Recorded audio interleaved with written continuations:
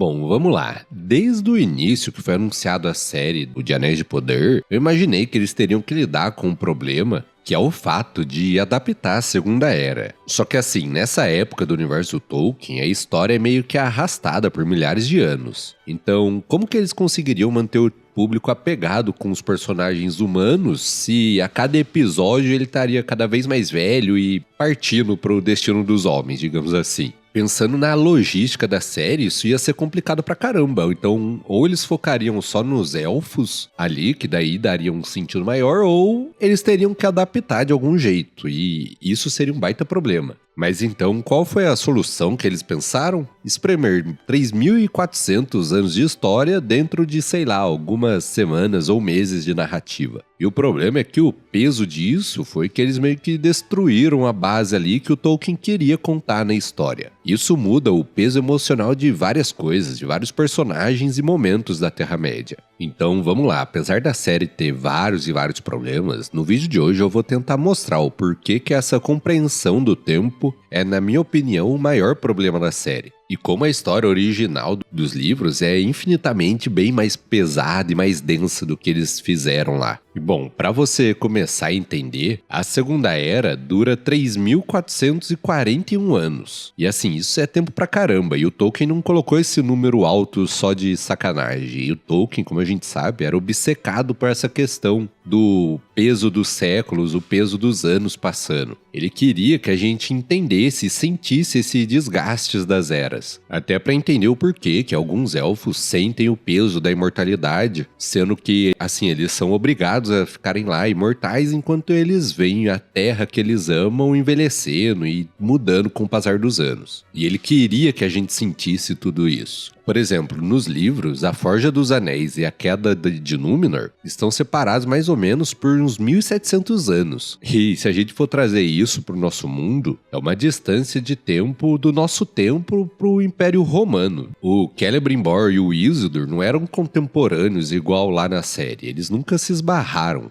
Quando o Isildur nasce, a Forja dos Anéis meio que já era uma lenda antiga lá, mas aí vem a série e coloca meio que todo mundo no mesmo barco ali. Elendil, Isildur, Ar-Pharazôn, Galadriel, Gil-galad, Celebrimbor, todo mundo meio que convivendo ali na mesma época. E assim, eu entendo que para a questão de uma série de TV, isso fica bem mais dinâmico. O problema, meu querido, é que, assim, isso destrói duas das maiores tragédias que o Tolkien construiu na Segunda Era. O desespero dos elfos com a passagem do tempo e o pavor absoluto dos humanos que eles tinham da morte. Bom, e começando pelos elfos, a série inventou uma história meio do nada lá sobre como o Mithril surgiu. Eu assisti a série só uma vez, então que eu me lembre, falaram de uma batalha lá de um elfo com Balrog, então o raio cai numa árvore e de repente os elfos meio que precisavam do Mithril, senão eles iriam acabar simplesmente meio que desaparecendo e morrendo até a próxima primavera. Me corrija aí se eu estiver errado, mas pelo que eu me lembro a série falou isso mesmo. E assim, isso aí não existe nem nada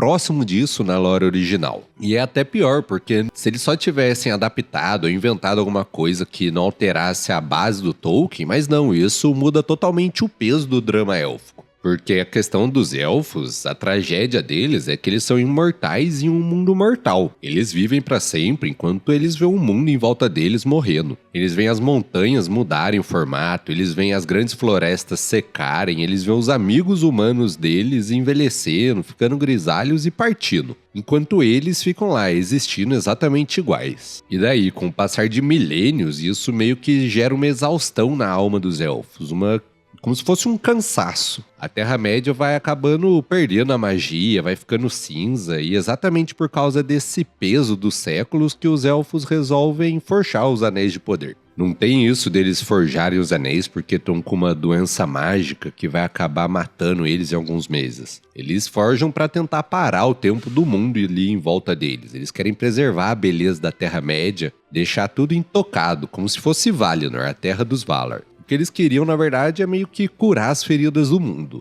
Porém, como a série comprimiu o tempo, a gente não consegue ter essa impressão, sentir o peso do tempo. Os elfos na série não passam isso de serem antigos, carregando a tristeza de milênios. Parece mais um grupo de político tentando resolver o problema da falta de estoque do metal brilhante ali. E assim, isso muda tudo que o Tolkien quis escrever sobre os elfos, sobre como funciona essa questão da eternidade para eles. E isso, inclusive, leva a gente direto pro Sauron e pra Forja dos Anéis. Porque assim, na série, o Sauron aparece lá disfarçado de Halbrand, e ele chega lá em Eregion e solta meio que umas cantadas na Galadriel, dá um tapinha nas costas do Celebrimbor, ensina pra ele uns conceitos meio básicos de como fazer uma liga de metal, coisa que, assim, o maior ferreiro da Terra-média já deveria saber, né? E em questão de dias, os 3 anéis élficos estão lá prontos.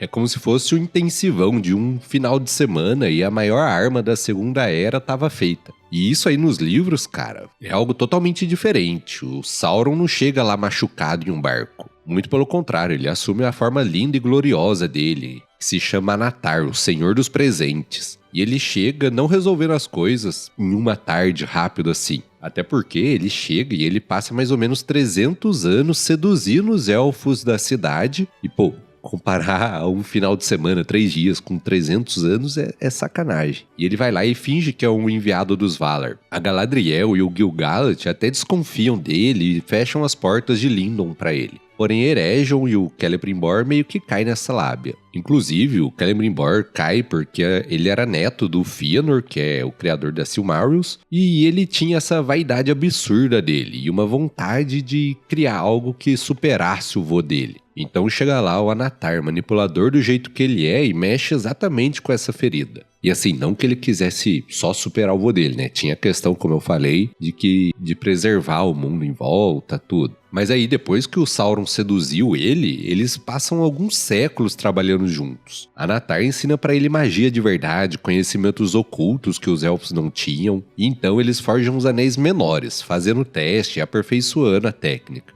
Aí, só depois, eles forjam os 16 anéis de poder juntos. E daí, só bastante tempo depois, o Celebrimbor sozinho e usando o conhecimento que ele pegou do Anatar, forja os 3 anéis élficos. E depois disso, lá em Mordor, o Sauron forja um anel, no fogo da Montanha da Perdição. Isso aí é que todo mundo já conhece, né? Mas assim, o resumo é que é um plano bem cuidadoso, meticuloso de infiltração lenta do que o Sauron faz. O Sauron dos livros, ele é um gênio e paciente pra caramba. Totalmente ao contrário do Sauron da série, que dá de cara com a Galadriel meio que por pura sorte no meio do oceano. Ele dá sorte de achar um ferreiro que não sabia misturar 2 metais. E tudo isso eu acho que tiveram que meio transformar em sorte porque não conseguiram adaptar essa questão do tempo de uma forma que encaixasse na série. E por causa disso, essa questão do Sauron, que nos livros é um vilão estrategista, meticuloso, paciente, na série ele ficou mais parecendo com um trambiqueiro. Agora, se você acha que essa questão de encurtar o tempo prejudicou os elfos, é porque você não viu o que aconteceu com os humanos. E olha que aqui eu tô falando dos humanos de Númenor, que já vivem bem mais do que os humanos em geral, né? Porém, na minha opinião, ela sacaneou demais a história de Númenor na série. E bom, pra quem não conhece aqui, eu vou voltar um pouquinho pra você conseguir entender como funciona essa tragédia de Númenor. Acontece que quando a Primeira Era acabou, os Valar decidiram meio que recompensar os humanos que lutaram contra o mal e deram pra eles uma ilha gigante bem no meio do oceano e deram uma bênção genética. Então esse grupo de humanos viveram muito mais do que qualquer ser humano normal, tipo 3, 4 vezes mais. O rei Elros, o primeiro rei de Númenor, que por acaso, caso alguém não saiba, ele é irmão do Elrond, viveu, se eu não me engano, uns 500 anos. Mas tinha uma regra, os Valar colocaram a proibição de que meio que assim, os Númenóreanos podiam navegar para qualquer lugar, menos pro oeste. Eles nunca poderiam tentar chegar nas Terras Imortais.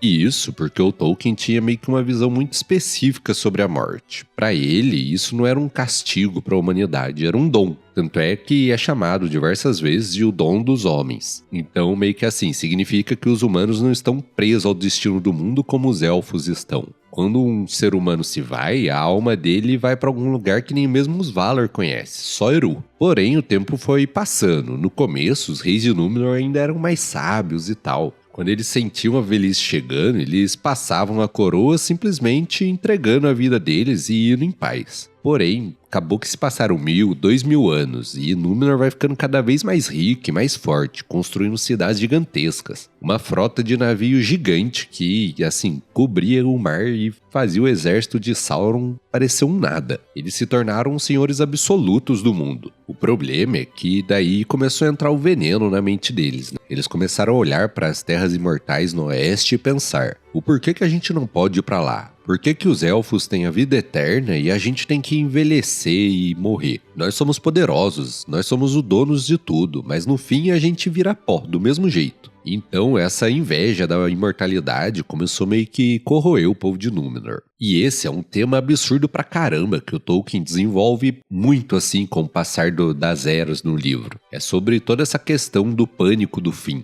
Então com o tempo eles meio que pararam de construir templos e começaram a focar em construir tumbas gigantes para os reis deles. Ficaram meio que obcecados em embalsamar quem se partia para o outro lado com uma tentativa de esticar a vida a qualquer custo. Os reis começaram a se recusar a morrer, tentando se agarrar à coroa até ficarem loucos. E tudo isso não foi meio que de uma hora para outra, foi uma corrupção lenta, uma sombra que foi acabando engolindo o povo da ilha ao longo dos anos. E foi justamente esse medo, esse pavor que o Sauron usou mais tarde para manipular o rei Ar-Pharazôn e convencer ele a atacar os Valar. E o que a série fez com isso, com essa história que é pesada e longa? A série podia mostrar essa corrupção lenta de várias gerações, essa inveja que foi crescendo dos elfos e tudo, mas não. Como que eles decidiram explicar e justificar essa inveja do povo, essa raiva do povo de Númenor contra os elfos? Lá na primeira temporada, tem uma cena na Praça de Númenor que um cara meio que sobe um palanque e começa a gritar com a Galadriel. Não com ela, mas gritar que ela tá lá. E que o argumento que ele coloca pra usar contra o povo dos elfos é tipo assim, ele grita que os elfos não dormem, que eles não cansam e que eles estão indo pra lá e vão tomar o emprego deles. Então assim, isso de roubar o emprego é o que eu achei mais sacanagem. O Tolkien escreveu uma tragédia épica, existencial e filosófica sobre a revolta da humanidade contra os deuses e a inveja de quem era imortal. E a adaptação transformou meio que em uma briga de sindicato. Eles trocaram um dilema sobre imortalidade e vida eterna por uma discussão sobre mercado de trabalho, cara. Aí é foda. E assim, eu vou deixar esse trechinho do discurso exatamente agora. E imagino que você já tenha visto aí. E assim, na minha opinião, isso é muito sacanagem, porque é um tema que eles tiveram que encaixar ali, porque não conseguiram desenvolver o que tinha que desenvolver justamente por comprimir a passagem de tempo na série. Toda a motivação foi trocada por uma coisa bem mais mesquinha. Fora que, quando a gente coloca o Isildur vivo na mesma época que estava acontecendo as Forjas dos Anéis, você cria um grande problema na natureza do universo do Tolkien. Porque a Terra-média nos livros passa a sensação de um mundo ser antigo, cheio de ruínas, de histórias perdidas das eras passadas. A gente sente meio que essa melancolia. E a Última Aliança, que é a guerra onde o Isildur corta o dedo do Sauron, é meio que o grande clímax de milhares de anos de conflitos. É como se tivesse passado eras inteiras e ali era o acerto de contas, sabe? Agora na série, com tudo isso acontecendo ao mesmo tempo, a Terra-média parece mais pequena. Parece um vilarejo onde todo mundo se conhece. Aí vai, um meteoro cai do céu com o Gandalf,